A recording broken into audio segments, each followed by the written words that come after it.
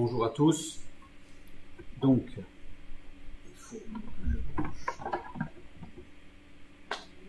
ici. Voilà.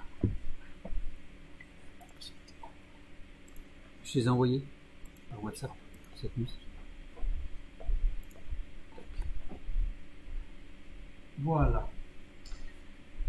Donc, nous avons vu ces 2 derniers jours 4 points fondamentaux, essentiels de notre relation avec Dieu, par la connaissance que nous pouvons avoir de Dieu, sachant que nous ne pourrons jamais le saisir, évidemment, puisqu'il est infini. Donc, nous avons vu sa souveraineté.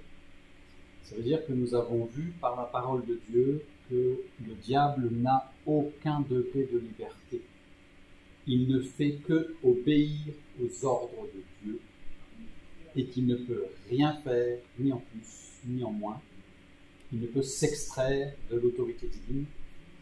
Nous avons vu que l'homme n'a aucun degré de liberté, n'a aucun choix qui peut influencer Dieu. Dieu a un plan déterminé depuis toujours et que l'homme ne peut rien y changer.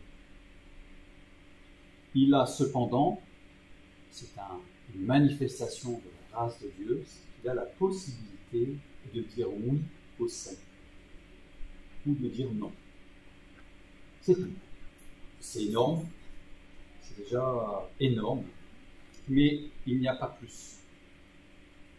Nous avons vu ensuite que, contrairement à ce que laisse entendre nos traductions bibliques, nous n'avons pas un Dieu coléreux, qui se met en colère. Nous avons un Dieu, au contraire, qui est rempli d'attention et qui, dans sa perfection, atteint tous les hommes, les conduit. Et quand l'homme se rebelle, eh bien, il ne l'écrase pas, mais au contraire, il le reprend. Il prend le temps qu'il faut, il prépare toutes choses pour amener chacun à prendre conscience de ce qu'il a fait, de ce qu'il faudrait faire. Nous avons aussi vu que nous n'avions pas un Dieu jaloux, contrairement à la traduction qui est faite du mot kana en hébreu, parce que nous avons là aussi un Dieu extrêmement puissant et attentionné dans son amour pour chacun. Aujourd'hui, ce matin, nous allons nous poser la question: Dieu aime-t-il vraiment tous les hommes?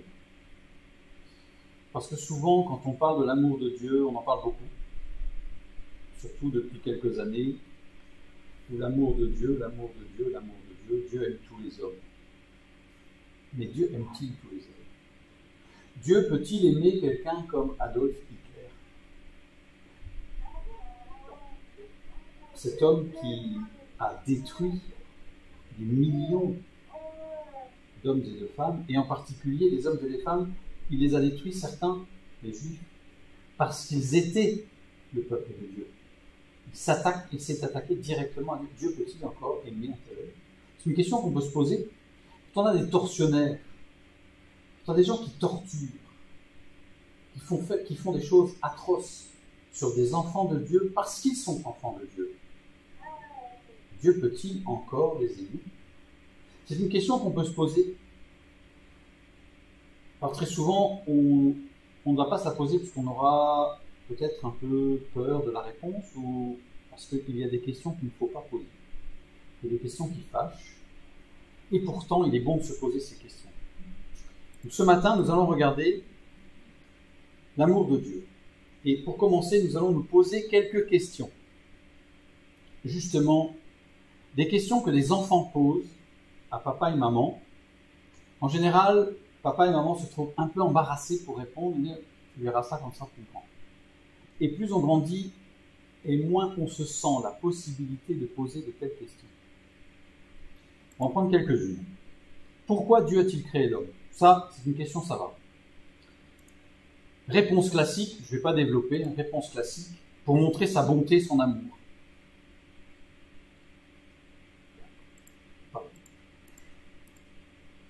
Réponse biblique, pour manifester sa gloire. C'est-à-dire que Dieu a créé l'homme, non pas parce qu'il voulait montrer son amour, il n'a besoin de rien, Dieu, il est autosuffisant, La parole de Dieu nous montre qu'il a créé l'homme pour manifester sa gloire. Ésaïe 43, 6 et 7. Je dirais au septentrion, donne, et au midi, ne retiens point.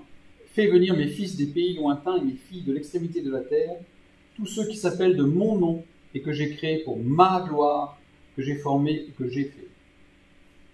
Texte clair. Dieu n'a pas créé l'homme parce qu'il avait besoin de montrer son amour, qu'il avait besoin de quelqu'un à qui parler. Donc, de dire que Dieu a créé l'homme pour montrer son amour, c'est faux. Deuxième question. Pourquoi Dieu a-t-il choisi Israël? Pourquoi est-ce qu'il a choisi Israël et pas n'importe quelle autre nation? Pourquoi Israël? Réponse classique. Pour montrer sa bonté et son amour. Il a choisi un peuple. Certains vont se permettre même de dire le pire des peuples. D'autres vont dire le meilleur des peuples. Chacun y met ce qu'il veut. Mais on nous dit souvent qu'il a choisi Israël pour montrer son amour. Réponse biblique. Pour glorifier son nom. Jérémie 13, 11. Car comme on attache la ceinture au rein d'un homme, ainsi je m'étais attaché toute la maison d'Israël et toute la maison de Juda, dit l'Éternel, afin qu'elles fussent mon peuple, mon nom, ma louange et ma gloire. Mais ils ne m'ont point écouté. Dieu a choisi Israël pour montrer sa gloire. Je fais une petite parenthèse. Il y a un autre point, technique cette fois-ci, qui fait que Israël était forcément celui qui était le mieux placé pour représenter l'humanité devant Dieu. C'est que quand Dieu a créé l'homme, on va faire un tout petit peu de génétique, quand tout être humain a un ADN, il a une signature, un ADN. On sait aujourd'hui, par les enquêtes policières, etc., si on relève l'ADN, on sait qui c'est. On a des gènes qui vont nous donner des cheveux ondulés, des yeux plus ou moins foncés, couleur de peau, le lobe de l'oreille décollé ou pas, la forme du nez, la forme de nos doigts, tout. Nous avons des gènes. Et il y a des gènes récessifs et des gènes dominants. C'est-à-dire que pour quelqu'un ait les yeux bleus, il faut qu'il ait le gène bleu de son père et le gène bleu de sa mère. S'il a un bleu de l'un des deux et un marron de l'autre, il aura les yeux marrons, parce que le marron domine sur le bleu. Bref, on a toute une liste. Mais pour que l'humanité ait tous ces gènes, il a fallu que Adam, il ait tous les gènes, récessifs et dominants.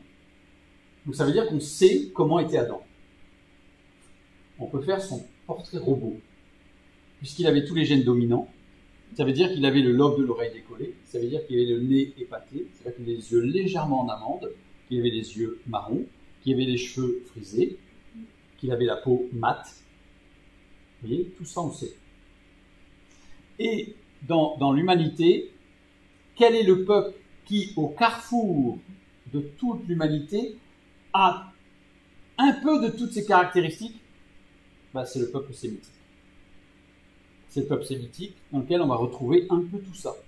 Donc forcément, il représente quelque part l'humanité. Ça, c'est d'un point de vue technique. En tout cas, Dieu a choisi Israël pour montrer sa gloire.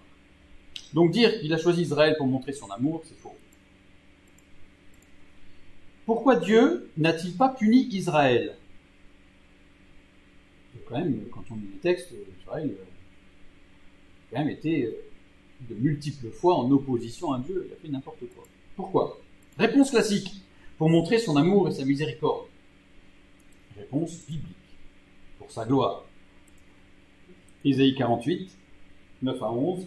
À cause de mon nom, je suspends ma colère. À cause de ma gloire, je me contiens envers toi pour ne pas t'exterminer. Je t'ai mis au creuset, mais non pour retirer de l'argent. Je t'ai éprouvé dans la fournaise de l'adversité. C'est pour l'amour de moi, c'est pas pour l'amour de Dieu, c'est pas pour l'amour d'Israël, c'est pour l'amour de moi, que je veux agir. Car comment mon nom serait-il profané? Je ne donnerai pas ma gloire à un autre. C'est clair qu'il n'a pas puni pour sa gloire. Donc dire que c'est pour son amour et sa miséricorde, c'est faux. Pourquoi le Fils de Dieu s'est-il incarné? Pourquoi le Fils de Dieu est-il venu sous la forme d'un petit être humain, d'un bébé dans le ventre d'une jeune femme, Marie? Marie qui, a priori, quand elle était enceinte, avait 15 ans, à peu près. Donc, pourquoi? Pourquoi? À chaque fois, réponse classique, pour sauver les hommes par amour. Réponse biblique, pour glorifier le Père. C'est Jésus lui-même qui le dit. Après avoir ainsi parlé, Jésus leva les yeux au ciel et dit, Père, l'heure est venue. Glorifie ton Fils, afin que ton Fils te glorifie, pas afin que le Fils sauve l'humanité. C'est-à-dire que le Fils de Dieu s'est incarné pour glorifier le Père. Vous savez, tout ça, ça remet l'homme à sa place. Parce que souvent, dans toute cette théologie, l'homme est au centre. C'est Dieu n'a des regards que pour l'homme. Et puis si l'homme n'obéit pas à Dieu, Dieu il pleure, il est triste dans un coin, et il attend, il répète inlassablement, allez s'il te plaît, convertis-toi, s'il te plaît, donne ton cœur à Jésus. Puis l'homme dit non. Alors là, dans la théologie, on dit que Dieu, il attend. Cette vision de Dieu est-elle une vision d'un Dieu puissant? Vous imaginez un chef d'entreprise qui vient voir ses ouvriers le lundi matin qui dit « Alors, si ça ne vous dérange pas trop, cette semaine, on va travailler un petit peu pour essayer de faire un nouveau produit. » Puis ses ouvriers disent « Non, moi j'ai envie de manger des glaces au chocolat aujourd'hui, je ne travaille pas. »« Ah bon, d'accord, je reviendrai demain. » Vous imaginez ça? C'est impossible à imaginer. Et pourtant, on l'imagine pour Dieu. On dit que Dieu est puissant, etc., mais il attend. En exagérant un peu, pour certains chrétiens, Dieu il est au fond de l'univers, accroupi dans un coin en train de pleurer en espérant qu'il y ait suffisamment de chrétiens qui vont prier assez fort pour avoir la victoire sur le diable. Je trouve ça abominable. Et le verset 4, Jésus qui dit « Je t'ai glorifié sur la terre, j'ai achevé l'œuvre que tu m'as donnée à faire. Je t'ai glorifié. » C'est pas « je vais sauver les humains », je vais glorifier le Père. Et on nous dit en plus, donc on nous dit que c'est pour sauver l'homme, et la parole de Dieu nous dit que c'est pour glorifier le Père et communiquer sa gloire aux hommes. Mais c'est pas l'amour. C'est pas l'amour. Ce n'est pas l'amour. Donc dire que c'est pour sauver les hommes par amour que Jésus s'est incarné, c'est faux.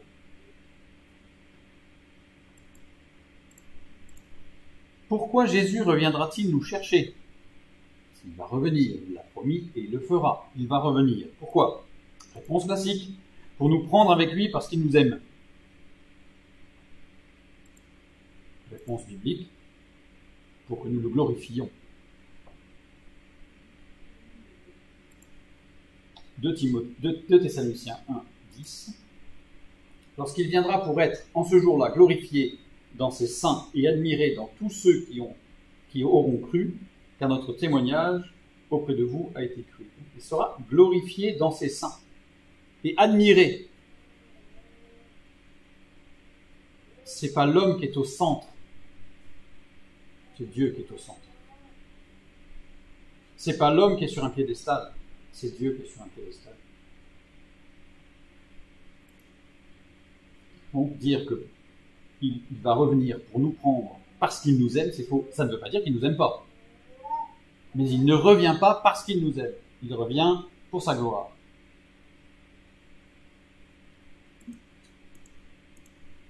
Pourquoi Jésus nous mènera au paradis? Pourquoi? Réponse classique. Pour nous combler d'amour. Dieu va être à notre service. C'est quand même pas beau. Réponse biblique, c'est pas tout à fait ça. Réponse biblique, pour que nous voyions sa gloire. Jean 17, 24, Père, je veux que là où je suis, ceux que tu m'as donnés soient aussi avec moi, afin qu'ils voient ma gloire, la gloire que tu m'as donnée parce que tu m'as aimé avant la fondation du monde. C'est écrit parce que tu as aimé l'humanité. Ça ne veut pas dire que Dieu ne nous aime pas, attention. Mais ça veut dire que le but de tout cela, c'est la gloire de Dieu. Donc dire qu'il va nous amener au paradis pour être à notre service et pour nous combler d'amour, c'est une vision qui est fausse.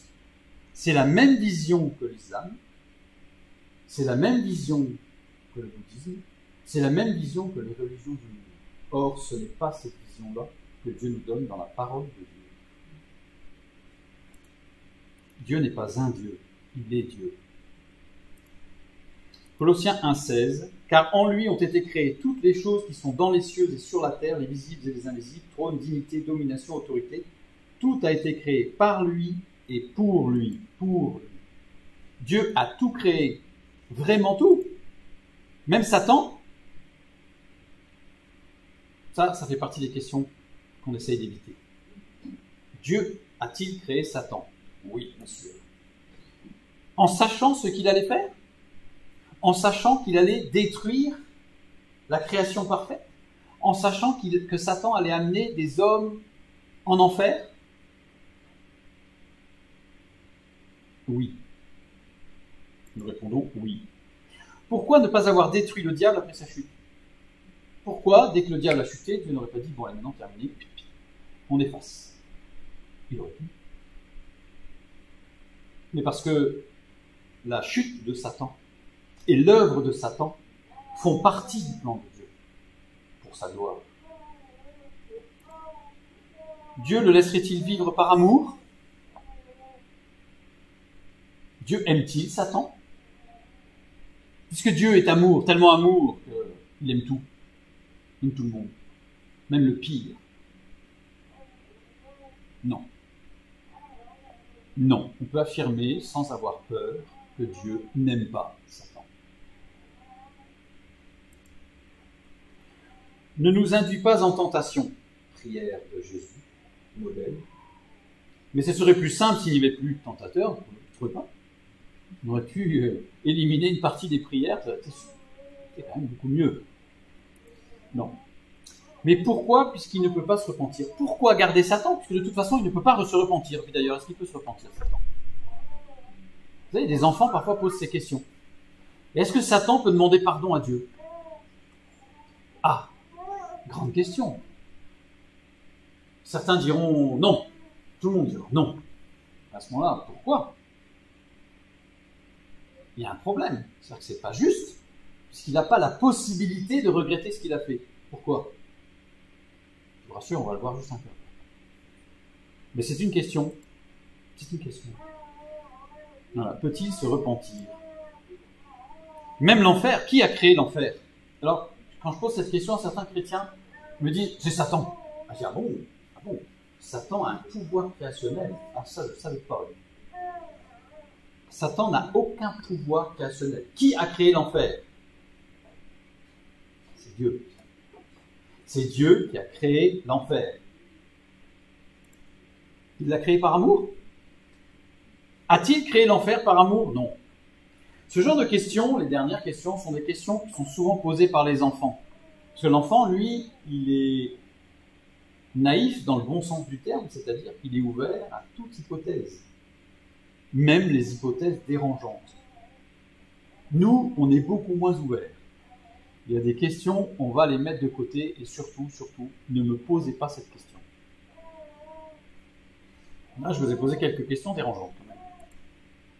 Adultes, on s'interdit ce genre de questions. On risquerait d'arriver sur un terrain un peu glissant. Réponse fréquente.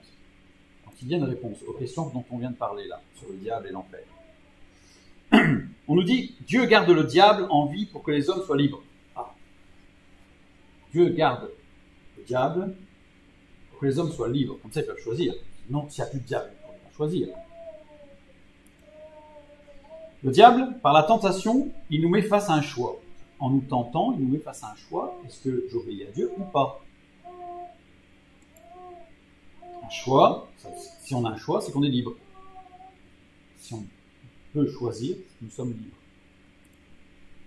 Libre vis-à-vis du bien, libre vis-à-vis du mal. Choix vis-à-vis du bien, choix vis-à-vis du mal.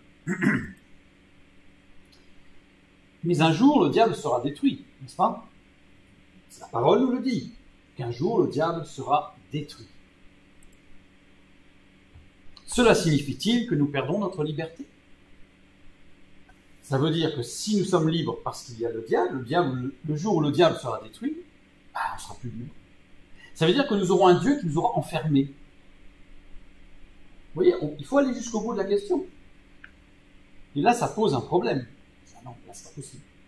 C'est pas possible. On n'a pas un Dieu qui nous empêchera d'être libres. Donc, qu'est-ce qui va se passer? Nous n'avons pas besoin du diable pour être libres. Le diable n'intervient en aucun cas dans notre liberté. Nous avons besoin de Dieu. Parce que cette théologie montre qu'en fait, eh bien, Dieu, il est limité quelque part, parce qu'il a eu besoin du diable pour que nous puissions être libres. Il faudrait peut-être remercier le diable, vous ne pensez pas? J'exagère, évidemment. C'est-à-dire qu'en fait, cette théologie, elle est fausse. Elle retire la gloire à Dieu pour la donner au diable. Soyons clairs. Dieu n'a pas besoin du diable et nous n'avons pas besoin du diable. Nous sommes libres en Christ, nous ne sommes pas libres sans Christ. Vous savez, la vraie liberté, dans notre monde, on nous dit que la liberté, c'est faire ce que je veux. La vraie liberté, et réfléchissez bien dans votre vie, c'est être capable de ne pas faire ce que je ne veux pas faire. À partir du moment où je suis obligé de faire quelque chose que je ne veux pas faire, je ne suis pas libre. Parlez-en à des prisonniers. Vous allez voir. Pour lui, la liberté, c'est pas faire ce que je veux, c'est de ne pas faire ce que je ne veux pas faire. Parlez-en à des esclaves. Parlez-en de la liberté. La liberté, c'est de ne pas être obligé de faire ce que je ne veux pas faire. Nous sommes esclaves de la loi du péché qui agit dans nos membres, parce qu'il y a des choses que nous faisons, que nous ne voudrions pas faire, mais nous les faisons.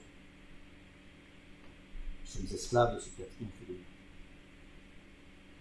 Nous n'avons pas besoin des diables pour être libres. La raison de la création et de la survie du diable ne se trouve pas en l'homme. Ce n'est pas à cause de l'homme que Dieu a fait quelque chose. Ce n'est pas pour l'homme que Dieu a fait quelque chose. Elle se trouve en Dieu. Dieu a créé le diable pour sa gloire à lui.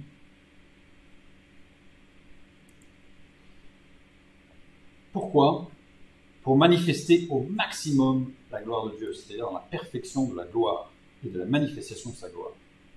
Parce que sinon, Dieu aurait besoin du diable, car sans lui, Dieu aurait moins de gloire. C'est ce que ça veut dire. Il a besoin du diable pour être glorifié. Ça fait un peu orgueilleux, je trouve. Je crée quelqu'un qui va souffrir, qui va être horrible, pour que ça me flatte. Je ne trouvez pas ça un peu violent comme approche? Je fais exprès, je mets des mots clairs. Je vais jusqu'au bout. Parce que souvent, on s'interdit d'aller au bout de la question. Allons-y. Il faut toujours aller au bout. À la lumière de la parole de Dieu, bien sûr. Comment Dieu justifierait-il sa justice parfaite s'il n'y avait plus de diable?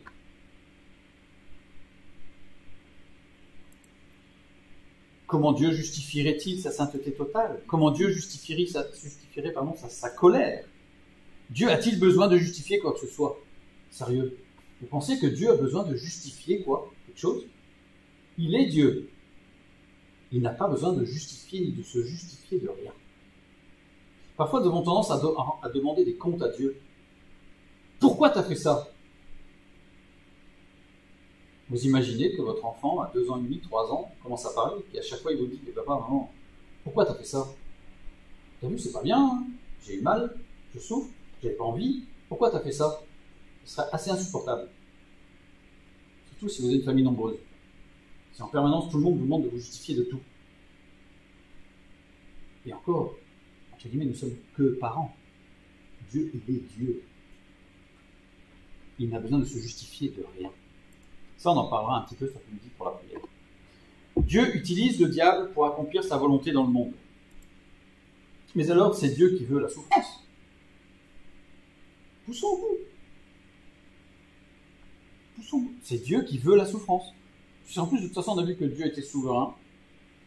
Donc, il est clair que tout est par lui et pour lui. Tout.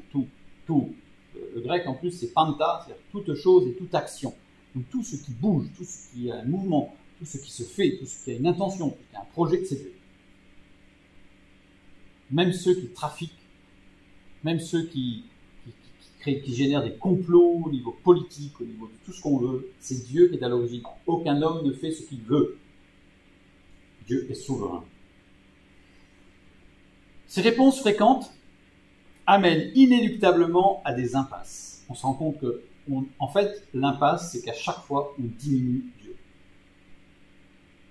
Et soit on va glorifier Satan, soit on va glorifier l'homme. Parfois les deux. Et Dieu, lui, il a les miettes. Bon, on s'en sort quand même par une pirouette, en disant, ouais, enfin, c'est quand même lui qui est créateur. Mais ça reste nébuleux, là.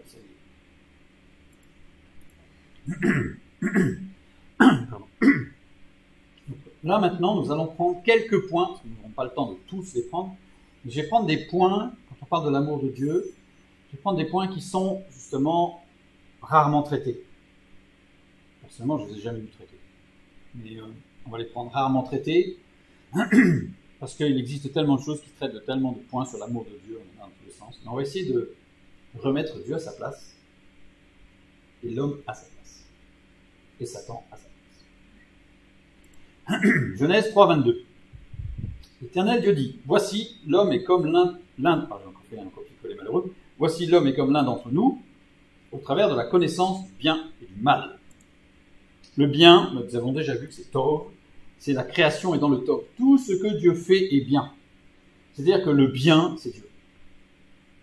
Il est bien, il est le bien. Il est bon, il est le bon, etc. Le bien, c'est Tov, c'est tout ce que Dieu fait. Donc, la connaissance de tout ce que Dieu fait, d'un côté, et le mal de l'autre, Ra, c'est ce qui est mauvais, désagréable, un désastre, formé de deux lettres, la première qui représente le principe, et la deuxième, seconde lettre, qui représente la perception par les sens. Le mal, ce n'est pas tuer, ce n'est pas voler, ce n'est pas commettre adultère, ce n'est pas avoir de mauvaises pensées. Le mal, c'est être dominé par la loi du péché qui agit dans nos membres, c'est-à-dire nos sens. C'est-à-dire qu'en fait, la vie de l'esprit, elle est étouffée par l'excitation de nos sens. Dans notre société moderne, tout est fait pour exciter nos sens. Nous avons 9 sens, non pas 5, nous avons 9, et ces 9 sens sont complètement excités, exacerbés par la société moderne. Les deux lettres réunies désignent quelque chose qui dégénère vers le sens matériel, c'est-à-dire que c'est quelque chose qui tend à devenir quelque chose de physique. Je prendrai l'exemple de l'amour. L'amour, c'est quelque chose, surtout quand on est jeune, qu'on idéalise. C'est que c'est romantique, c'est quelque chose qui est dans une sorte de pensée pure, c'est beau. Et petit à petit, ça devient physique. Je parle de tout le monde. Dans l'église, ça ne se produit pas, ça, bien sûr. Mais vous voyez ce que je veux dire? C'est qu'on part de quelque chose qui est idéalement pur, et c'est ramené systématiquement à quelque chose de physique. Et ça finit par quelque chose de physique. Je ne suis pas en train de dire que la relation sexuelle n'est pas bonne. Je suis en train de dire qu'il faut mettre les choses dans l'ordre et que c'est d'abord de l'esprit que vient vers le physique et non pas du physique vers l'esprit.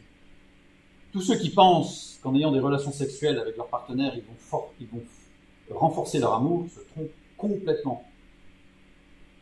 La relation sexuelle, c'est la cerise sur le gâteau.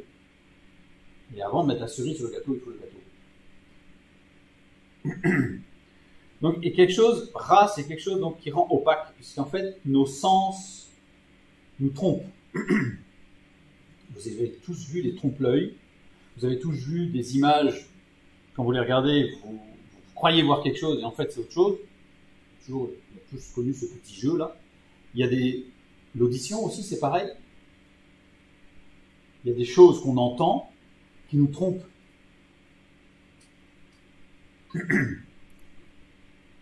Ce noyau biconsonantique, c'est 2 lettres, débute beaucoup de mots.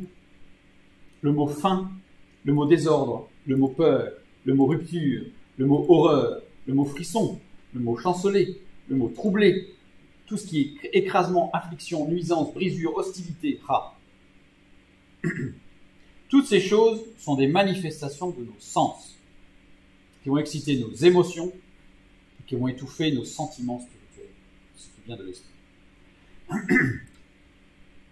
Revenons à la condition de l'homme avant la chute. J'aime beaucoup ces petits schémas parce qu'ils parlent. Quand Dieu créa l'homme et la femme, il les créa esprit, âme et corps. L'esprit, c'est la partie blanche-jaune que j'ai représentée, rouge en dégradé, ça ne sera pas trop à l'écran, et jusqu'au marron, marron c'est le corps. Et dans le jardin, l'homme et la femme mangeaient de l'arbre de vie, vie avec un S, puisque c'était l'arbre de la vie, de l'esprit, de l'âme et du corps. Dieu insuffla dans l'homme un souffle de la vie avec un S, puisqu'il a insufflé la vie, Dieu l'esprit, de l'âme et du corps. Ce n'est pas que l'esprit, ce n'est pas que le corps. Il a insufflé la vie de l'esprit, la vie de l'âme, la vie du corps.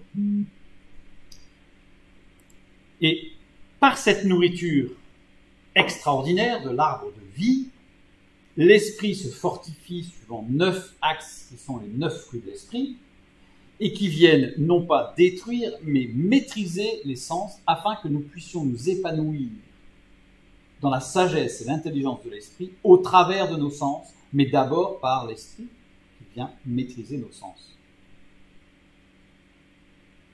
Qui vient maîtriser nos sens.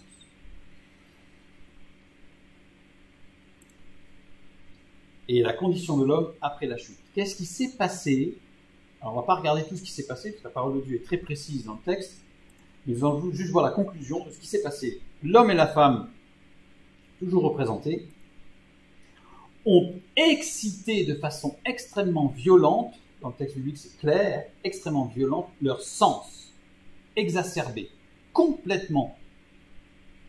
La parole de Dieu nous montre que Adam et Ève étaient dans un état d'orgasme de toutes les cellules du corps, c'est-à-dire une explosion des sens, ce qui a complètement étouffé leur vie de l'esprit. Complètement étouffé leur vie de l'esprit. Au point qu'ils se cachèrent. Ils ne pouvaient plus supporter la présence de Dieu. Et donc on voit bien que ce rat désigne quelque chose qui dégénère vers le sens matériel, donc c'est que l'essence même de notre être, l'esprit, va dégénérer pour que tout soit transféré vers les sens, et nous sommes conditionnés, gérés, manipulés par nos sens, sans la grâce de Dieu, sans la vie de l'esprit. En Christ, nous devenons libres. En Christ, nous inversons le processus. En Christ, en nous nourrissant de la parole de Dieu, le fruit de l'arbre de vie, je l'ai déjà dit, mais il faut le répéter parce que c'est vraiment important. Est-ce que vous savez quel était ce fruit? La parole de Dieu nous donne le nom de ce fruit. Elle donne le nom. Ce n'est pas, pour le fruit de l'arbre de la connaissance du bien et du mal, ce n'est pas une pomme. C'est la culture qui le dit, mais ce n'est pas une pomme. Et pour l'arbre de la vie, la parole de Dieu nous donne le nom. Le nom, c'est dans le livre de Jérémie, qui nous parle du fruit de l'arbre de vie. Et il l'appelle le lechem, c'est-à-dire le pain. Je suis le pain de vie. Jésus est le pain de vie. Il est le fruit de l'arbre. Il se nourrissait du Fils de Dieu. Quand nous marchons avec Dieu, Dieu nous a donné une nourriture. Le pain. C'est la parole de Dieu. On voit bien, les prophètes, Ézéchiel, qui a mangé les rouleaux, Jean, qui a mangé le livre. Il faut se nourrir de cette parole, c'est le pain de vie. C'est la parole de Dieu. La parole de Dieu, c'est le Christ fait chair. Jean 1. Si vous laissez votre Bible fermée, même jolie, dans la salle à manger, on la voit bien, dorée. Si vous ne la lisez pas, ça ne sert à rien. Ça ne sert à rien. Vous allez vous assécher. Donc là, en Christ, on peut inverser la vapeur. Mais toute personne qui n'est pas dans cette dynamique de sanctification et de marche avec Christ, donc dans une marche de victoire, vit ce que nous avons là, c'est-à-dire une domination des sens.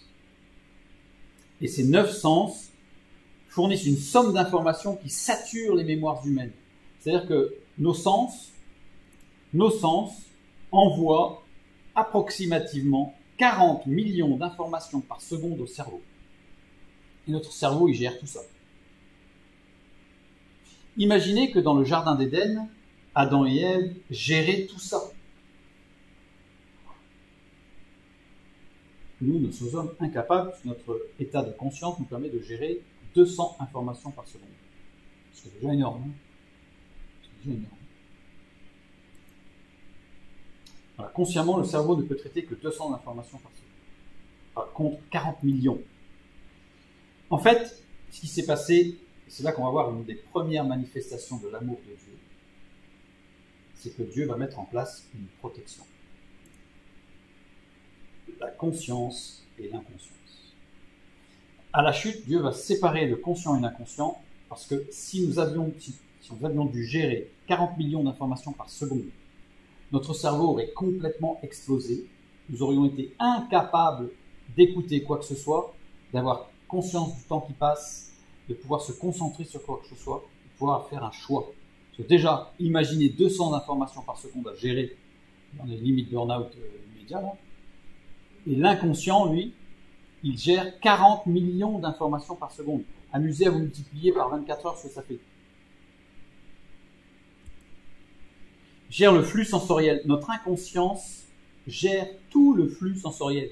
Tous mes organes sont en train de me dire à mon cerveau si tout va bien, si elles vont bien, si elles ont faim, s'il manque de l'énergie, s'il y a du protéine, s'il n'y a pas assez de lipides, trop de lipides, du glucides, le foie, l'estomac, tout. Flux sensoriel, 40 millions d'informations par seconde. Et la conscience permet de gérer les mémoires sensorielles, le travail, la mémoire de travail et la mémoire profonde. Puisque nous avons des sens qui informent, nous avons une mémoire sensorielle. C'est-à-dire que quand on s'est fait mal une fois, on a une mémoire de ce que ça fait mal. Si on s'est piqué une fois ou si on s'est coupé une fois avec un couteau, la deuxième fois qu'on prend le couteau, on se rappelle bien que ça fait mal. Une douleur. D'ailleurs, c'est difficile en français, parce que vous voyez, ça fait mal. Mais c'est pas le mal, c'est le même mot. C'est compliqué. Ça rend le dialogue difficile. Dieu a manifesté son amour parce qu'il nous a, dès la chute, il n'a pas dit « Qu'est-ce que c'est que ce truc-là » Il a dit « Conscience, inconscience » pour nous permettre, par grâce, de faire des choix. Et d'amener un choix responsable devant le salut. Une véritable manifestation de l'amour de Dieu. C'est une véritable manifestation de l'amour de Dieu. Prenons un autre point. Dieu créa Satan avec une responsabilité de choix. Satan avait la possibilité de dire non à Dieu.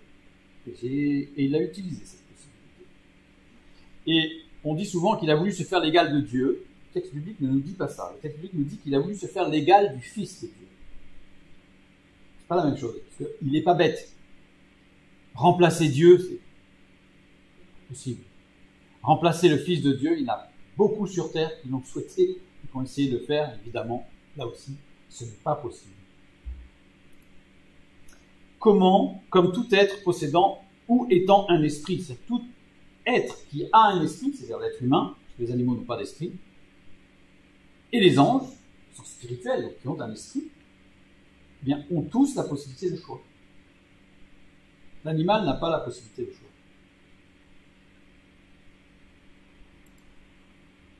Satan tomba sans tentation externe. Personne n'est venu dire à Satan « Hey, regarde le fruit, regarde. » Satan a fomenté le mal en lui-même.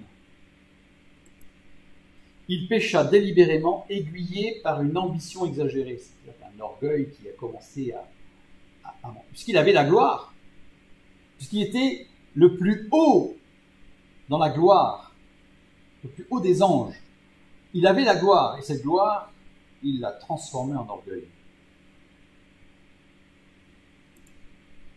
Il devint intrinsèquement péché, c'est-à-dire que le péché est venu de lui-même, c'est en lui, donc il est devenu péché, il est devenu mauvais. Pas de rémission des péchés possible, parce que c'est en lui que s'est manifesté cet orgueil, pas de l'extérieur. Si l'homme était tombé sans tentateur, si l'homme était tombé sans le diable, si l'homme était tombé tout seul, il aurait été un diable. Il aurait fomenté le mal de lui-même et serait devenu lui-même le péché. Et donc, il n'aurait pas eu de rémission des péchés possible.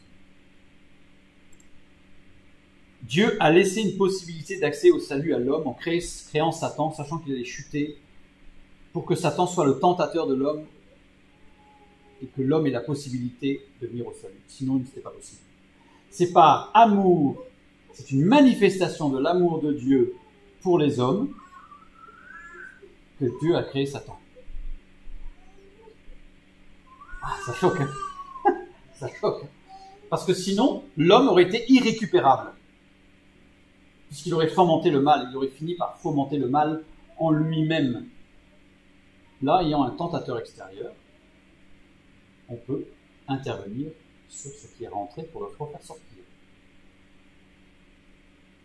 Si vous avez un verre dans une pomme, vous pouvez toujours enlever le verre. Si la pomme est pourrie au cœur, vous ne pouvez rien faire. Vous la jetez. C'est le même principe. C'est le même principe. Dans la tentation elle-même, il n'y avait aucune puissance pour pousser l'homme à pécher. La tentation n'est pas une puissance qui pousse l'homme. C'est un élément qui permet de faire un choix. L'homme peut choisir d'obéir à Dieu ou de désobéir à Dieu. Il n'a pas la possibilité de faire ce qu'il a envie de faire. Parce qu'il est sous la loi. Par contre, il a la possibilité d'obéir ou de désobéir. La simple possibilité de pécher n'a jamais en elle-même amené aucun homme à commettre le péché. C'est pas parce qu'on peut pécher qu'on pêche. C'est pas parce qu'il y a une tentation qu'on a péché. C'est quand on laisse la tentation rentrer, ça y est. Mais tant qu'il y a tentation, c'est pas parce que vous avez faim qu'il y a une pomme sur une table que vous avez péché, que vous avez volé la pomme, même si vous avez faim. Par contre, si vous la prenez, c'est parti. Ou si vous commencez à la regarder en disant « qu'est-ce qu'elle est bonne cette pomme ?» Et à commencer à dire « je suis sûr que celui qui l'a laissé là, il l'a laissé là pour moi. » Donc c'est parti, là. C'est la convoitise. Une résistance délibérée aurait sans aucun doute fait fuir Satan. C'est-à-dire que si Adam et Ève avaient dit à Satan « non mais ça va pas là », c'est quoi ce truc? Satan aurait fui. Il n'aurait pas pu tenir. C'est ce que dit l'apôtre Jacques. Tentation, convoitise. Comme c'est le cas de nos jours. Jacques 4, 7. La tentation n'est pas péché. La convoitise, ça y est. Comme à la pêche, on est ferré. On est pris. Soumettez-vous donc à Dieu, résistez au diable et il fuira loin de vous, c'est clair. C'est pas écrit, par rapport au diable, c'est pas écrit payez 3 jours de jeûne, faites la danse du ventre, mettez-vous par terre, hurlez, criez, sautez, pleurez, partez en courant, enfin je sais pas, c'est résister. Et c'est lui qui va fuir. C'est clair. Par contre, pour que nous puissions résister, il faut évidemment l'esprit de Dieu. Cette possibilité qui montre la bienveillance de Dieu. Dieu est bienveillant. Dieu est bienveillant. En résistant à la tentation, la sainte nature de l'homme aurait pu être confirmée. La nature initiale. Mais ce n'a pas été le cas. Et alors, ce serait devenu un saint caractère en lui-même, et ce serait devenu une vertu sainte. Mais ce n'a pas été le cas. Ce n'a pas été le cas. La nature de Christ en nous, si elle est confirmée en résistant à la tentation, puisque avec Christ, la tentation n'a plus de pouvoir sur moi, si je laisse Christ s'exprimer en moi, la tentation n'a plus de pouvoir. Et à ce moment-là, je vais développer un saint caractère, mais de l'esprit. Je ne vais pas devenir un saint, mais je vais développer un saint caractère qui va devenir une vertu, une sainte vertu spirituelle qui se manifestera dans mes sens, qui seront maîtrisés, pas détruits. Dieu nous a créés avec des sens, c'est pas pour les détruire. Pour que nous puissions en bénéficier, mais avec la maîtrise. Cette possibilité qui montre encore la bienveillance de Dieu. Romains 6, 4. Nous avons donc été ensevelis avec lui par le baptême en sa mort, afin que, comme Christ est ressuscité des morts par la gloire du Père, de même nous aussi, nous marchions en nouveauté de vie. C'est la vie de l'esprit en Christ. Le Christ préexistait en forme de Dieu. On va voir pourquoi l'incarnation. Donc le Christ existait avant la création. Le Christ n'est pas créé. Il est engendré, il n'est pas créé. Philippiens 2,6. Mais dans son ministère terrestre, qu'est-ce qui s'est passé? Parce que son ministère terrestre, il n'était pas préexistant, il est né. Il a eu le ventre de Marie, il est né, comme tout enfant est né, ensuite il a grandi, etc. En tant que Dieu, Il devrait être éternel, puisqu'il est Dieu. Le changement ne se produit pas au niveau de sa nature divine. C'est-à-dire que sur Terre, quand il s'est incarné, sa nature divine n'a pas été modifiée. Le changement se situe au niveau de sa nature humaine, à la mort. Nature humaine, naissance, mort. Tout être humain, à la naissance, on sait qu'il va mourir. Il y a des utopistes qui pensent au transhumanisme, qui pensent qu'un jour l'homme réussira à rendre l'homme éternel. C'est une utopie. Mais alors pourquoi l'incarnation? Pourquoi? Alors c'est la thèse de Anselme de Canterbury ou de Jean Calvin. L'homme a péché contre Dieu. Ça, c'est ce qui est dit. Il y a plusieurs thèses, mais celle-là c'est la plus répandue. L'homme a péché contre Dieu. Ça, c'est une vérité. La dette est infinie envers Dieu. Ça, c'est une vérité.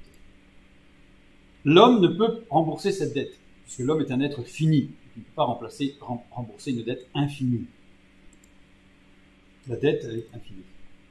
Dieu devait donc s'incarner pour qu'en tant qu'homme, la dette puisse être remboursée. Jésus-Christ est mort à la croix pour payer cette dette. Ça, c'est la théologie classique. Jésus est mort pour payer la dette du péché. Ça veut dire que, quoi? Ça veut dire que, à cause de l'homme, le Fils de Dieu a dû mourir. Il est puissant, l'homme, quand même. Il a fait fléchir Dieu jusqu'à ce que le Fils de Dieu meure. C'est pas du tout ça, évidemment. Le ministère de Jésus se résume dans sa mort. Une question. L'incarnation est une œuvre extraordinaire. C'est une œuvre, c'est la plus belle des œuvres divines, nous dit la parole de Dieu. L'incarnation. La plus grande des œuvres divines, la plus belle et la plus grande. Apocalypse 3,14. Voici ce que dit l'Amen, le témoin fidèle et véritable, le commencement de la création de Dieu. Il est tout. Et ce tout, il a fallu qu'il meure à cause de nous. Non. Quand on dit « il est le commencement de la création de Dieu », c'est le terme grec « arché », qui a donné archétype, arché, qui veut dire principe, qui veut dire origine, qui veut dire récapitulation, summum. Il est le summum de la création. Il récapitule en lui-même toute la création. Imaginez cette gloire. Il faut être fier, hein? On a réussi à le faire, oui, sur la croix. Pourquoi la plus grande œuvre de Dieu serait-elle conditionnée par le péché humain?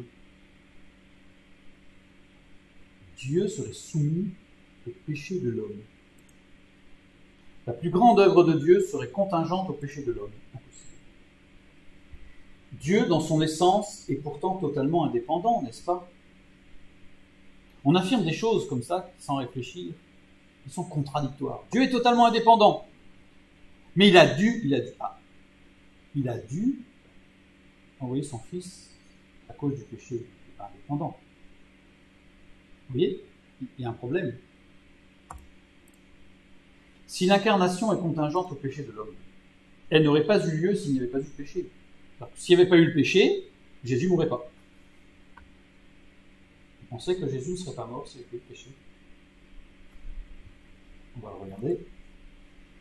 Elle ne servirait que de moyen de résoudre le problème du péché. En fait, ce qu'on nous dit, c'est que la mort de Christ, c'est le moyen que Dieu a utilisé, qui était le seul moyen d'ailleurs, pour résoudre un problème. Que Dieu avait un problème. Ah, Dieu a des problèmes. Non, évidemment non. La vie de Jésus-Christ ne compterait pas puisque seule la mort importerait. À la limite, on se serait dit, peu importe ce qu'il a vécu, puisque ce qui est important, c'est qu'il meure pour réparer le problème du péché, pour résoudre le problème du péché. Donc à la limite, peu importe qu'il soit né d'une femme, vierge, qu'il ait commencé son mystère à 30 ans, ça n'a pas d'importance. Pourtant, si, tout ça a de l'importance, bien sûr. Tout ça a de l'importance. L'incarnation ne peut se comprendre qu'à partir de la volonté divine et de son amour. Dieu est amour, d'accord. L'amour implique l'union. On ne peut pas aimer sans qu'il y ait de communion et d'union. Dans communion, il y a union. On ne peut pas imaginer l'amour, un ermite dans sa grotte, il aime. Il aime quoi? Il aime qui? C'est pas possible. Quand on dit j'aime, on aime je parle de love. En français, c'est j'aime les frites et j'aime ma femme, c'est pareil. C'est le même mot. Derrière, il n'y a pas la même chose, bien sûr. Mais c'est love, c'est vraiment l'amour, ou storge, par exemple, en grec, qui est l'amour dans la famille, dans le foyer, l'amour dans un couple vis-à-vis des enfants. Donc, il y a forcément quelqu'un à aimer. Et quelqu'un qu'on aime et qui est décédé, ça génère une souffrance. Parce qu'il justement, il n'y a plus cette communion. Donc, il y a un manque. L'amour nécessite une union et une communion. Donc, Dieu est amour. Donc, puisqu'il est amour, il devait avoir une union avec quelqu'un. Donc, dans le couple, l'amour implique l'union spirituelle, émotionnelle et physique. Les trois. Entre amis, il y a union, activité commune. Dans l'Église, il y a union, communion de foi, communion d'esprit. L'union n'est possible qu'entre êtres de même nature. C'est-à-dire qu'il ne peut pas avoir d'union entre un homme et un chien. Ça ne veut pas dire qu'il n'y a pas d'amour, hein, qu'il n'y a pas un attachement particulier, mais non. L'amour, c'est un homme et une femme. Il peut y avoir l'amour fraternel, entre frères et sœurs, mais c'est entre êtres humains. J'ai entendu quelqu'un un jour qui m'a dit qu'il était en communion fraternelle avec son chien. Je me suis dit qu'il y avait un problème. Non mais, parfois il y a des gens qui essayent de se trouver des choses, c'est quand même assez extraordinaire. Pour qu'il y ait union, il faut que les deux êtres soient de même nature, comme une greffe. Pour qu'il y ait union des chairs dans une greffe, il faut qu'elles soient de même nature. On ne peut pas greffer n'importe quoi sur n'importe qui. On ne peut pas greffer un organe animal sur un être humain. Aujourd'hui, on le fait parce qu'on a modifié génétiquement les organes des animaux.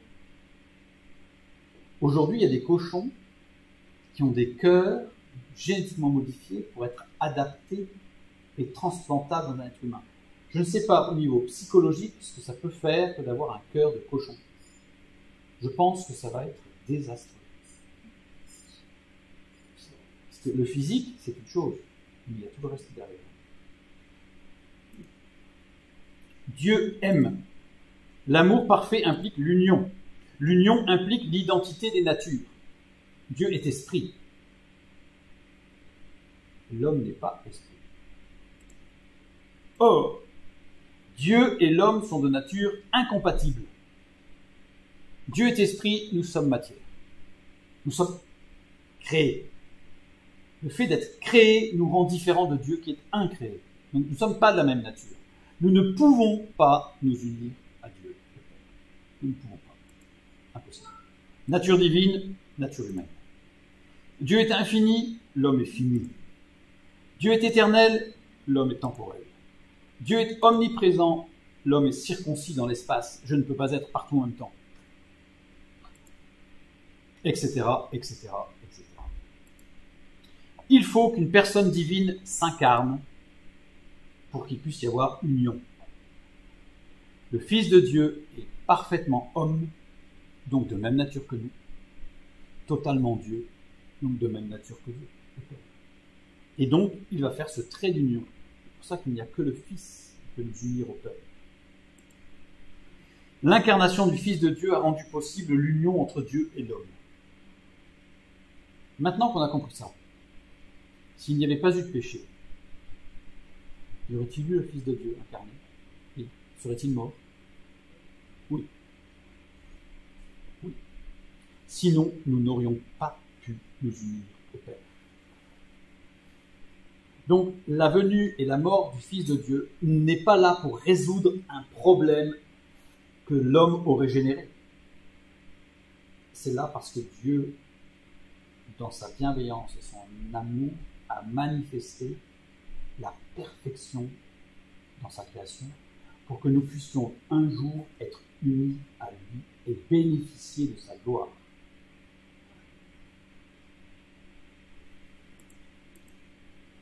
Jésus-Christ, le Fils de Dieu incarné, Quand vous lisez votre Bible, faites attention à ce qu'écrit l'apôtre Paul. Parfois, il écrit le Christ, parfois, il écrit Jésus, parfois, il écrit Jésus-Christ. Quand il écrit Jésus, il insiste sur la nature humaine du Fils de Dieu. Quand il écrit le Christ, il insiste sur la nature divine du Fils de Dieu. Quand il écrit Jésus-Christ, il insiste sur l'union possible entre l'homme et Dieu. Quand vous relisez ces textes et que vous faites attention à ces détails, vous allez voir que les textes vont prendre un relief tout particulier. Jésus-Christ, Dieu incarné, assume complètement la nature divine, assume complètement la nature humaine. Dans cette personne divine, il y a union des deux natures. C'est pour ça que c'est la plus belle des œuvres de Dieu. Parce que c'est le trait d'union. Dans toutes les mythologies, il n'y a pas de trait d'union. Dans toutes les mythologies qui ont existé, qui existent encore, il y a les dieux, les hommes. Mais il n'y a pas d'union. Avec des choses un peu atroces, et des accouplements qui donnent des êtres bizarres, mais qui sont ni dieux ni hommes, mais qui ne sont pas des traits d'union. Ce sont des avatars de l'univers. La parole de Dieu nous parle de ce trait d'union, le Fils de Dieu. Jean 13, 31. Avant la fête de Pâques, Jésus, sachant que son heure était venue de passer de ce monde au Père, et ayant aimé les siens qui étaient dans le monde, mit le comble à son amour pour eux. Christ aime les hommes. Alors il peut s'unir aux autres hommes. Jean 17, 20 et 21. Ce n'est pas pour eux seulement que je prie, mais encore pour ceux qui croiront en moi par leur parole, afin que tous soient un, comme toi, Père, tu es en moi, et comme je suis en toi, afin qu'eux aussi soient un en nous, pour que le monde croie que tu m'as envoyé. Le trait d'union. Jésus-Christ, uni à Dieu par sa nature divine, uni aux hommes par sa nature humaine. Philippiens 2:8. Et ayant paru comme un simple homme, il s'est humilié lui-même, se rendant obéissant jusqu'à la mort, même jusqu'à la mort de la croix. Son humanité.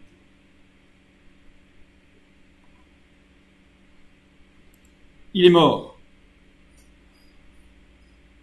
Jésus est mort. Pas le Christ. Il est ressuscité.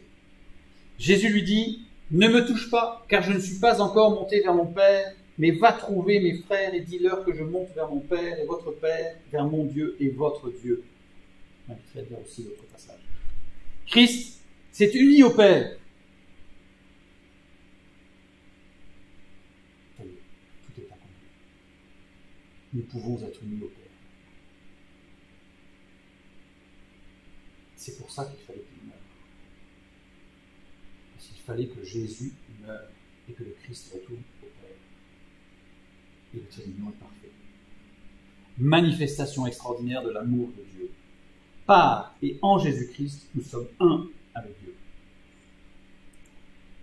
1 Corinthiens 12, 27. Vous êtes le corps de Christ et vous êtes ses membres, chacun pour sa part. Vous êtes le corps de Christ.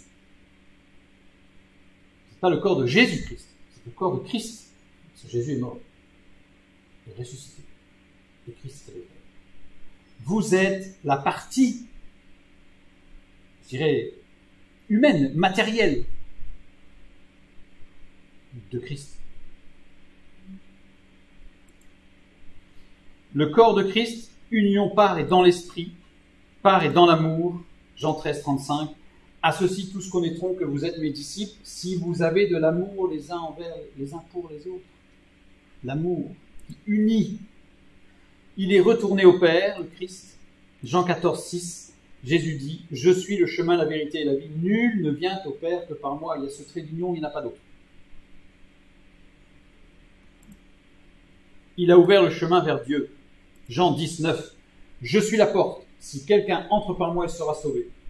Il entrera et il sortira et il trouvera des pâturages.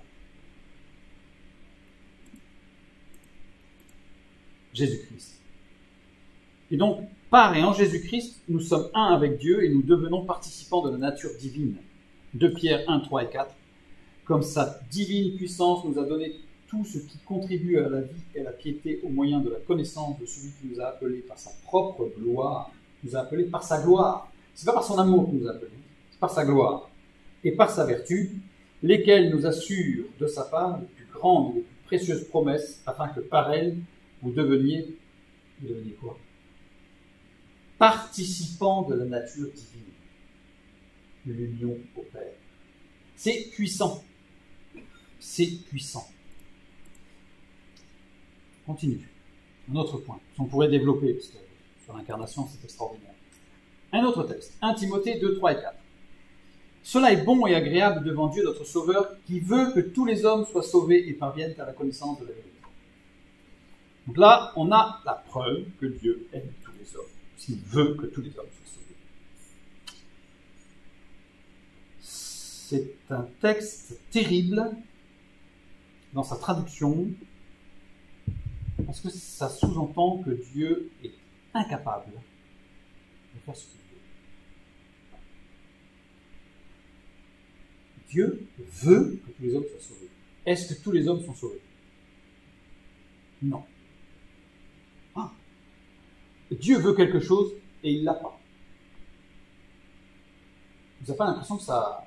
Il y a un problème? Il y a un gros problème. Si Dieu veut, il l'a. Je reviens sur mon chef d'entreprise. Je mets un chef d'entreprise qui veut que cette semaine, la semaine prochaine, on va créer un nouveau produit, parce que tout a été étudié, tout est prêt. Il rentre, il dit, je veux, on va créer ça. Et tous les ouvriers disent non, c'est chaud, plage. Vous imaginez le chef d'entreprise qui dit, ah bon, d'accord, bah, je reviendrai la semaine prochaine. Et là, on a affaire à Dieu. Il y a quelque chose qui ne va pas dans ce texte. Alors, cela est bon et agréable. Bon, kalos en grec, ne laissant pas de place au reproche. Ça veut dire que ce qu'il fait est parfait. Il n'y a pas de place pour le moindre reproche à ce qu'il fait. Ce qu'il fait est parfait.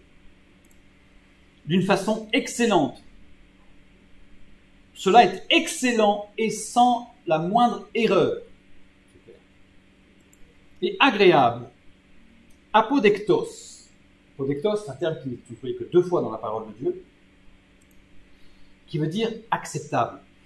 Cela est parfait et acceptable, c'est-à-dire rendu acceptable, rendu accessible. Dieu a rendu le salut accessible à tout homme. Ça veut dire quoi? Ça veut dire que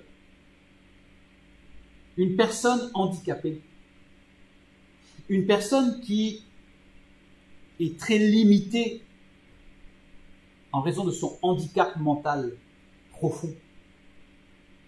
La parole de Dieu nous dit que Dieu a rendu son salut accessible à cette personne. Ça veut dire que il est juste et le critère de l'acceptation du salut de cette personne ne sera pas le même que nous. Parce qu'il le rend accessible. Ça veut dire que un enfant qui a été élevé dans une tribu animiste, isolé complètement, qui n'a jamais entendu parler de l'œuvre du Christ, Dieu a rendu son salut accessible à cet enfant. Comment? C'est le problème de Dieu, c'est pas le mien. Mais la parole de Dieu l'affirme, par la foi je le saisis. Il n'y a pas d'injustice. Cela est parfait et rendu accessible devant Dieu, notre Sauveur. Devant Enochion désigne une action devant quelqu'un qui a placé et qui maintient dans la pensée de faire cette action. C'est-à-dire que il place, vous savez, il y a un texte, je crois que je l'ai mis, oui, ça je l'ai mis ici dans Ecclésiaste. Dieu a mis dans le cœur de l'homme la pensée du salut et a tout préparé pour que l'action vers ce salut soit acceptable et recevable. C'est-à-dire qu'il conduit, ce texte nous dit qu'il a conduit chacun en fonction de sa capacité que Dieu connaît, donc d'un handicap, ou d'une particularité, ou d'une intelligence spéciale, j'en sais rien moi, ou d'une culture, peu importe. Dieu conduit tout le monde. Il les conduit en ayant mis dans leur cœur la pensée de l'éternité, et non seulement il a mis cette pensée, mais il n'a pas mis la pensée en disant maintenant vas-y, débrouille-toi.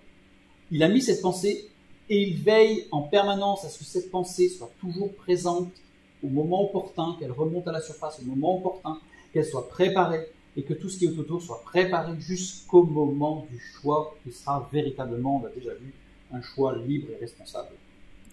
Quelle puissance! Quelle bénédiction!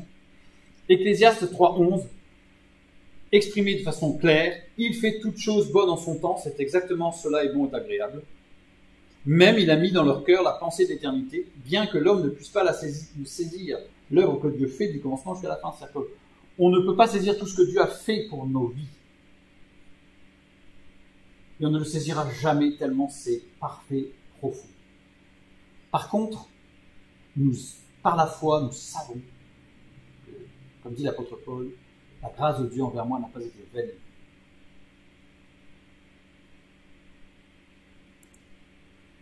Et donc, à partir de ça, de toute cette action que Dieu rend accessible, son salut, eh bien, il veut que tous les hommes soient sauvés. Et le verbe vouloir ici, c'est télo, qui veut dire consentir. Ce n'est pas une volonté. Ce n'est pas le roi qui dit « je veux ». C'est le roi qui dit « je consens à ce qu'il bénéficie de ma gloire ». Quelle grâce! Littéralement, cela est bon et agréable, c'est parfait et accessible devant Dieu qui a tout préparé, notre Sauveur, qui consent que tous les hommes soient sauvés. Il consent, c'est une grâce. C'est une grâce. Le salut est une grâce que Dieu nous accorde. Aucun moyen de l'attraper par ses propres forces, par sa méditation, par sa concentration, par son travail sur soi, par son développement personnel, par tout ce que vous voulez. Totalement inaccessible. Il existe un autre verbe pour désigner la volonté qui est étéléo. Étéléo qui veut dire désir profond, volonté totale, c'est-à-dire je veux. Un chef d'entreprise dit je veux, maintenant on le fait. Un roi qui dit à ses sujets je veux, on fait. Et encore plus Dieu qui dit je veux, c'est fait. Satan, l'homme, nul ne peut se fuir la volonté de Dieu. S'il veut, c'est fait. Ça c'est étéléo. Mais il n'est jamais utilisé ni dans le Nouveau Testament, ni dans la traduction grecque de l'Ancien Testament. C'est un verbe très très fort. Et Dieu n'est pas un dictateur. Malgré son omnipotence, malgré son omniscience, malgré sa totalité du tout, il n'écrase pas. Il n'éteint pas le lumière qui fume. Il ne brise pas le roseau qui plie. Quelle grâce! Quelle grâce! Il n'y a que dans la littérature chrétienne qu'on donne le sens de étéléo au verbe télo. Dans plein de commentaires, on dit Dieu veut sauver tous les hommes. Et là, on est dans le sens de étéléo. Dieu veut, il trépigne, il tape du pied. Non. Dieu consent. Tu veux pas? Tant pis pour toi. Dieu n'a pas besoin. Il n'a pas besoin de moi, il n'a pas besoin de vous. Mais par grâce, il nous propose de devenir ses collaborateurs. Plus que ça, ses partenaires pour que nous puissions être unis à son œuvre glorieuse. Quelle grâce! Quelle grâce! Dieu ne veut pas sauver tous les hommes sans exception. Non. Dieu ne veut pas sauver tous les hommes. Il consent à ce que tous les hommes soient sauvés, c'est une grâce. Mais il n'a pas du tout, non, il n'a pas du tout, je viens de le dire, il n'a pas du tout envie que tous les hommes soient sauvés. Par contre, ce qu'il fait, ce n'est pas une envie, c'est que par justice et justesse de choses, il consent à ce que tout homme, sans exception, quelle que soit sa culture, quel que soit son état d'esprit, quelle que soit sa taille, quelles que soient ses capacités, s'il est handicapé, pas handicapé, intelligent, manuel, pas manuel, peu importe, violent, pas violent, peu importe, tous auront accès au salut. Ça, oui. Mais Dieu n'a pas envie que tous soient sauvés. Pas du tout. Dieu invite tous les hommes sans distinction, à l'acte volontaire de le suivre et d'accepter le salut.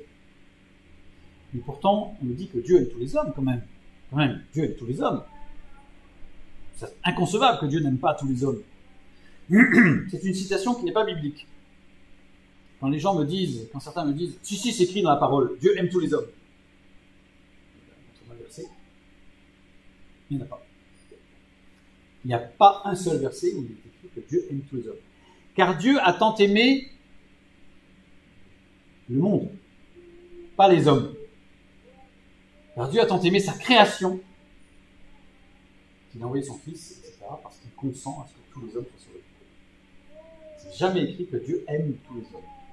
La preuve. Alors, qui c'est qui a dit ça? C'est Gandhi. C'est Mahatma Gandhi qui a dit ça début XXe siècle, enfin milieu XXe siècle. Il dit ceci: Dieu, voulant que tous les hommes soient sauvés, ils le seront, car il est tout-puissant et sans limite. Pour la fin de la phrase, il a raison. Dieu est tout-puissant et sans limite. Il dit, puisque vous les chrétiens, vous dites que Dieu veut que tous les hommes soient sauvés, puisque Dieu est tout-puissant, puisque tout lui est assujetti, tous les hommes sont sauvés.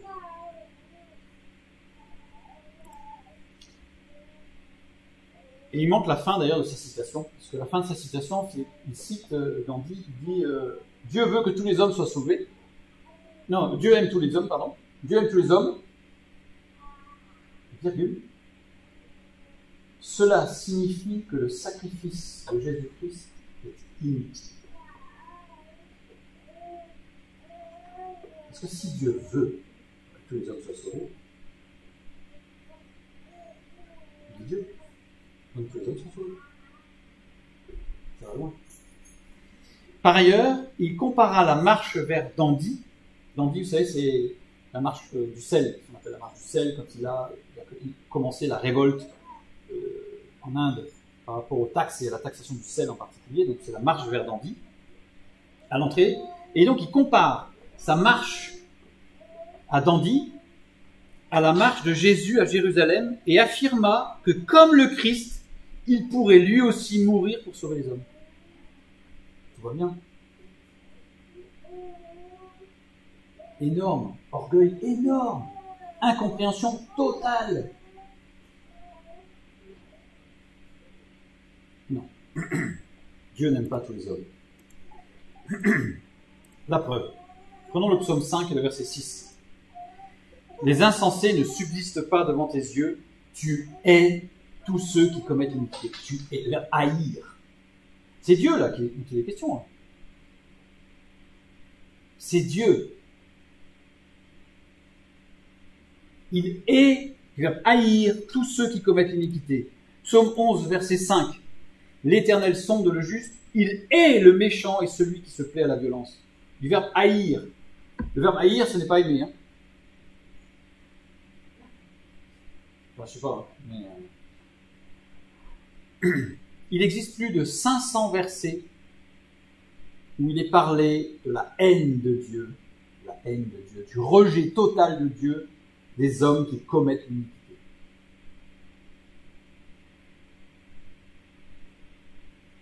Dieu ne les aime pas.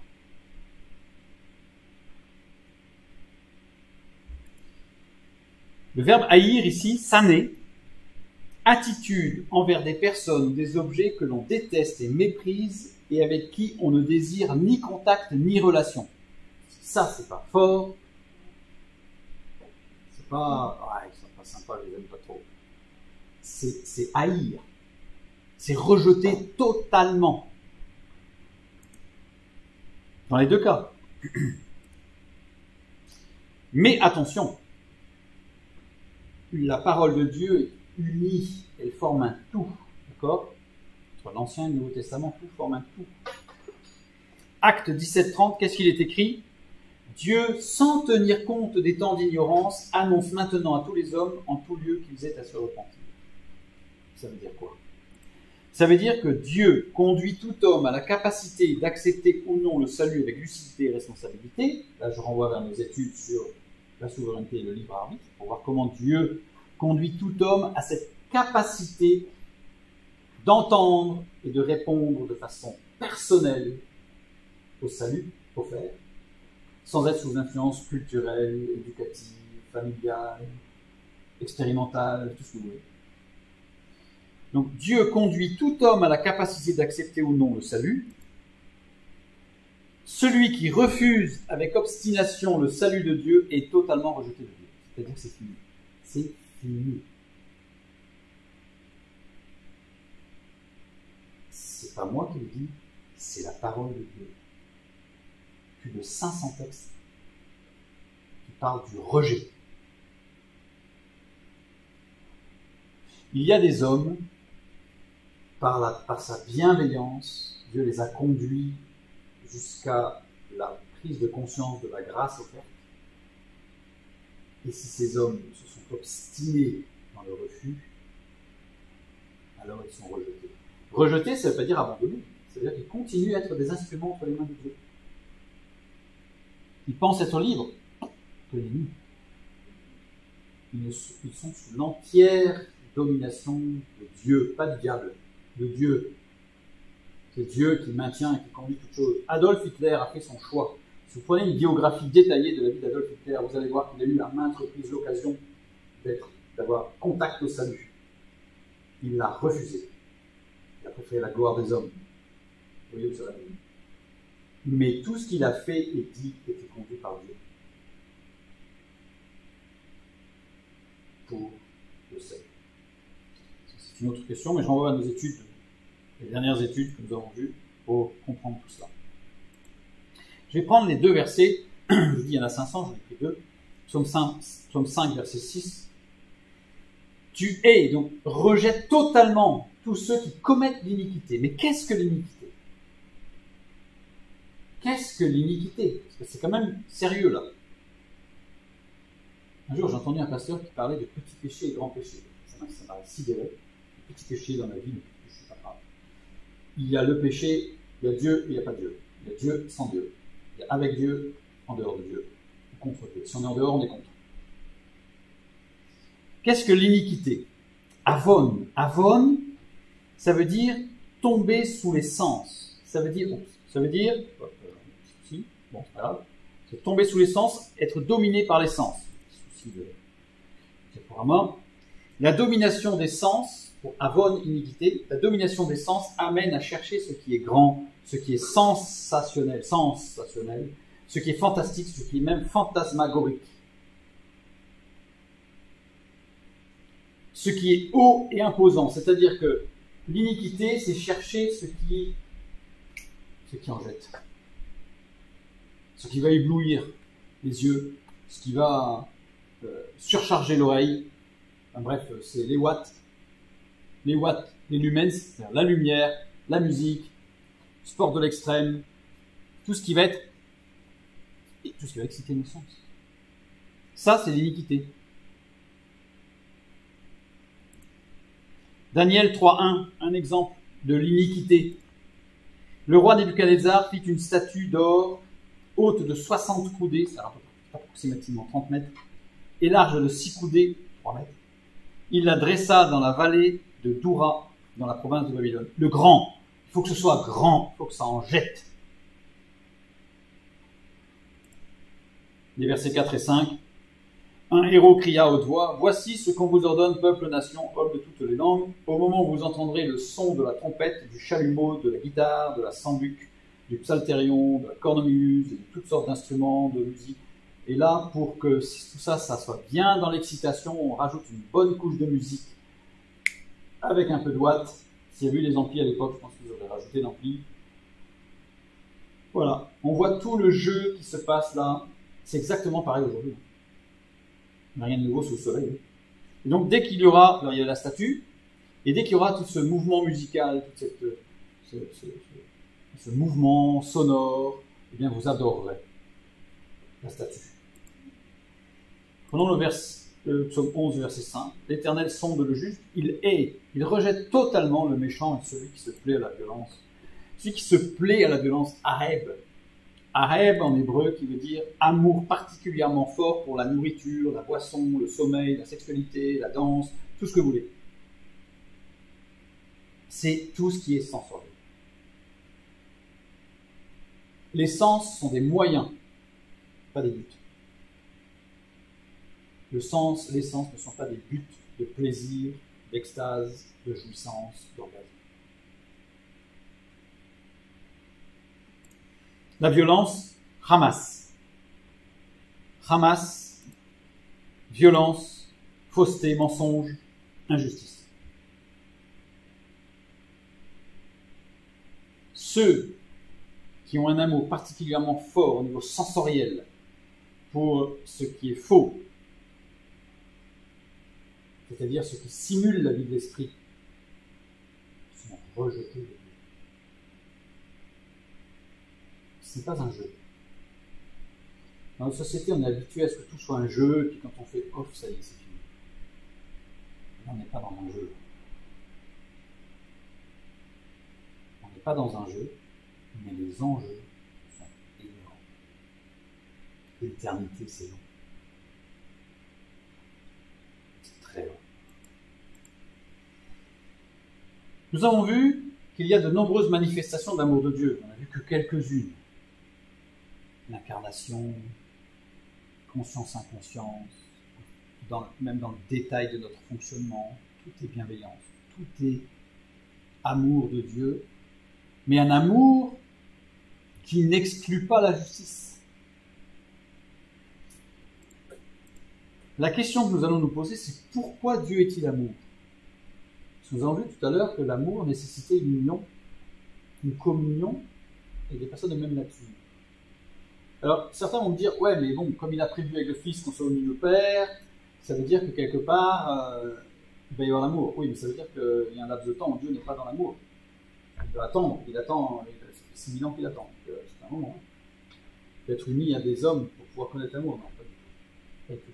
Et le texte biblique nous montre bien que ce n'est pas une communion d'amour que nous aurons avec lui, c'est qu'il va nous faire bénéficier de sa gloire. C'est du tout la même chose. Pourquoi Dieu est-il amour? Parce que Dieu est Trinité. Vous savez, les chrétiens qui disent « Oh non, mais la Trinité, c'est pas important. C'est un peu compliqué, qui fâche un peu les gens. » Alors, on ne va pas étudier la Trinité, c'est passionnant, mais juste un petit point. Il est amour parce qu'il est Trinité, et parce qu'il est Trinité, il est amour. Dans les deux sens. On va regarder pourquoi.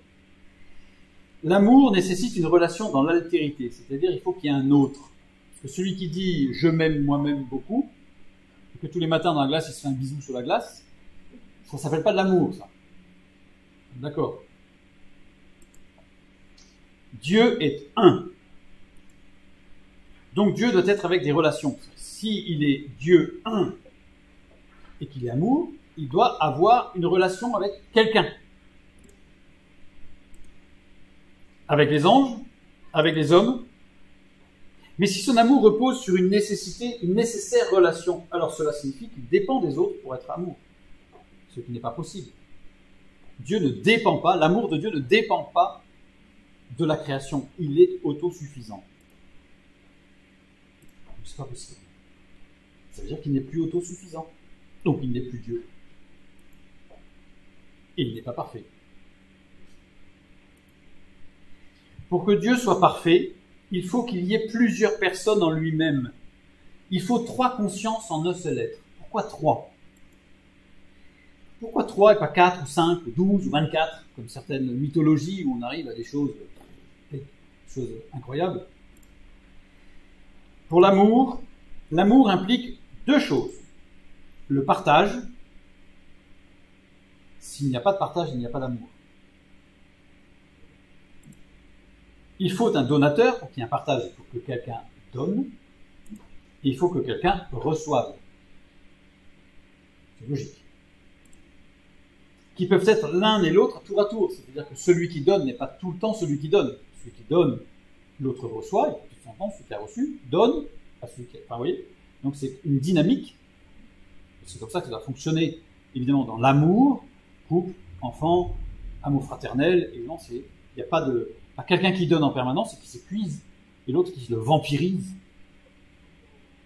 C'est comme ça que ça s'appelle en psychologie. Vous avez des gens qui vampirisent les autres, qui leur pompent toute l'énergie.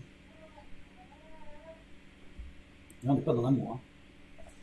S'il n'y a que 2 personnes, un donateur, un receveur, et après ça peut changer. Mais s'il n'y a que 2 personnes, on a de la complaisance, c'est-à-dire que je te donne, tu me donnes, je te donne, tu me donnes, je te donne ce qui te fait plaisir, comme ça tu me donnes ce qui te fait plaisir, on s'aime bien quoi. Donc c'est de la complaisance. Et il y a un enfermement autarcique, c'est-à-dire qu'il n'y a plus que nous, les autres derrière, les autres ils n'existent plus, il n'y a plus que nous. Vous avez des couples qui fonctionnent comme ça. Ça finit mal en général. Ça finit mal. Au début, c'est merveilleux, on vit en autarcie complète, on a besoin de personne, on s'aime, c'est formidable. Et à la fin, c'est pas formidable et c'est l'horreur. L'amour implique aussi la coopération. Deux personnes coopèrent avec une troisième personne. Ça, c'est l'amour. Un exemple type, les parents qui portent leur amour vers l'enfant. C'est un exemple type.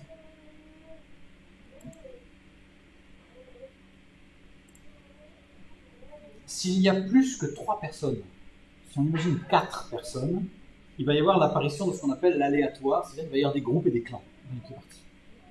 Il y a 2 avec 2, puis il y a 3 contre 1, 1 pour 3, 3, 4.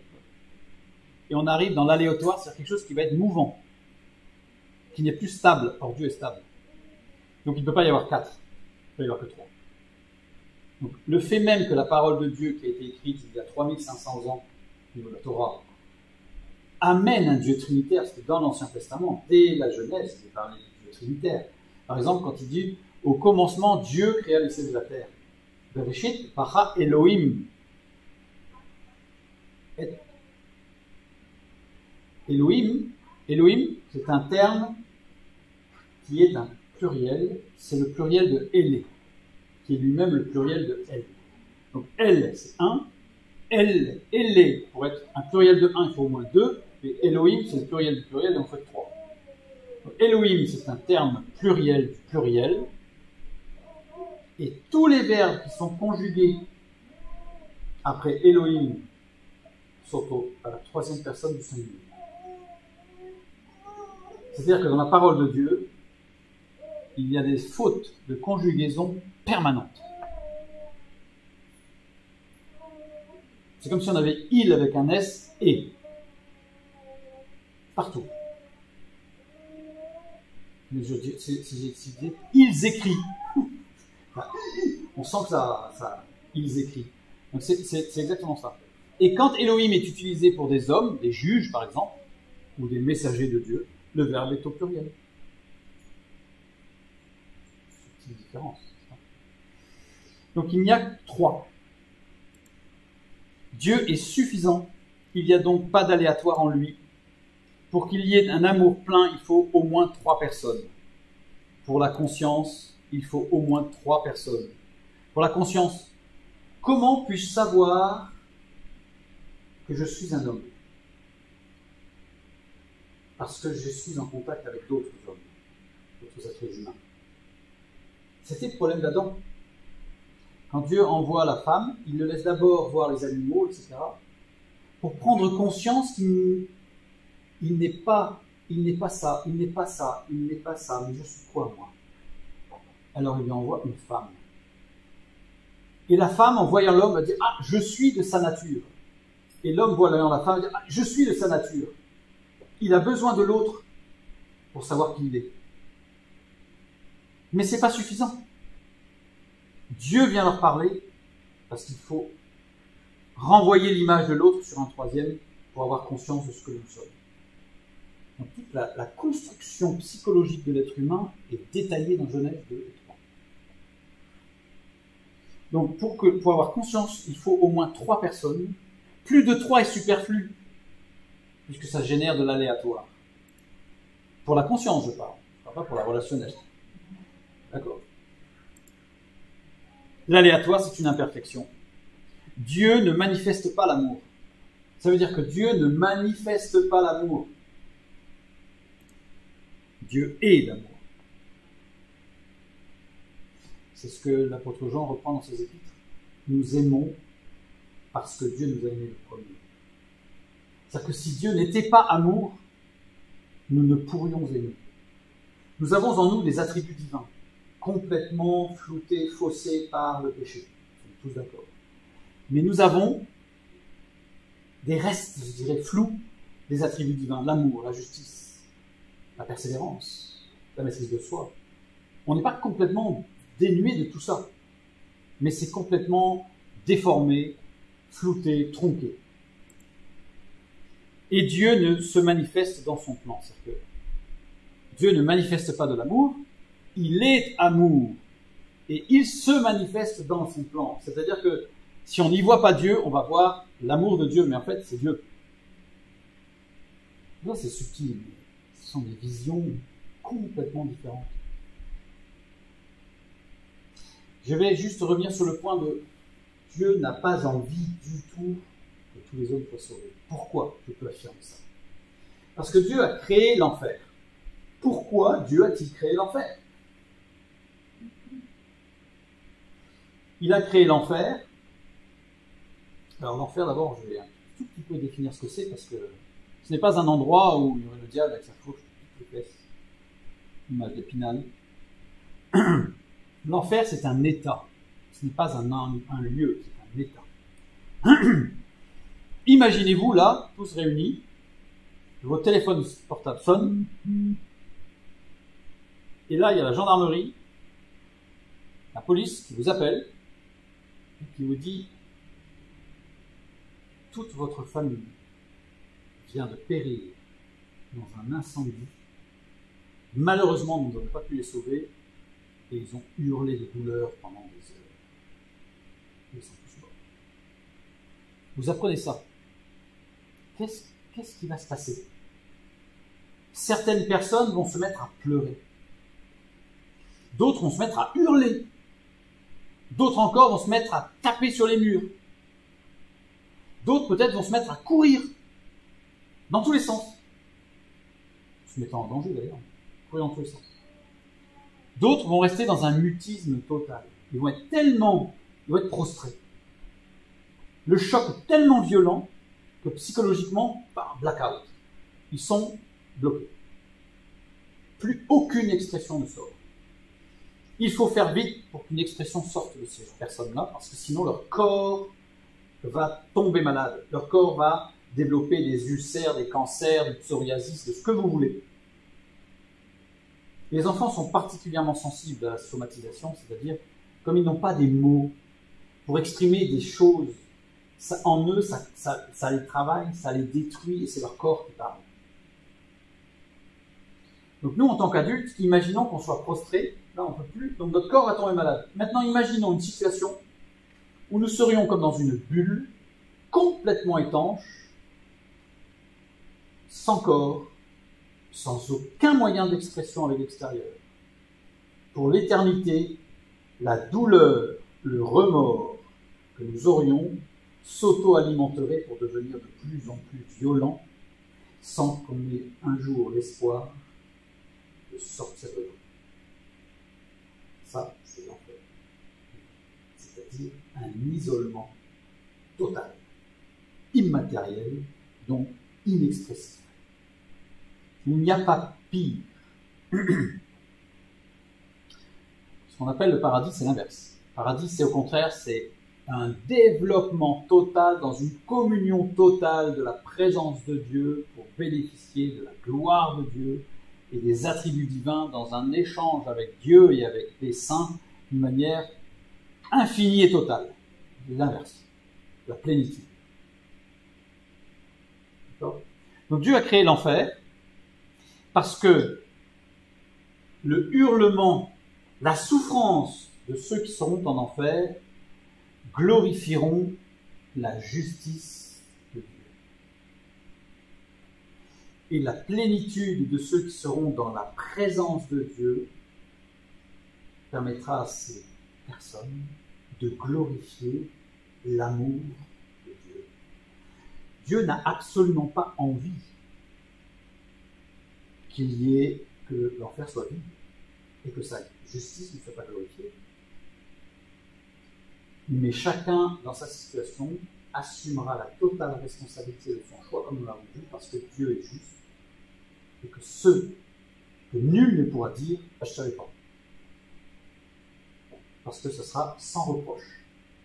Sans reproche. Aucun. C'est parfait. Donc, nous pouvons affirmer, pour répondre à notre question initiale, que Dieu n'aime pas tous les hommes, mais qu'il a sa bienveillance et que son attribut divin amour amène tous les hommes à avoir justement, avec justice et justesse, accès au salut. C'est bien choisi. Et en fonction du choix, Dieu aimera ceux qui sont avec lui et Dieu rejettera ceux qui le rejettent. Et donc Dieu n'aime pas tous les autres. Que Dieu vous bénisse.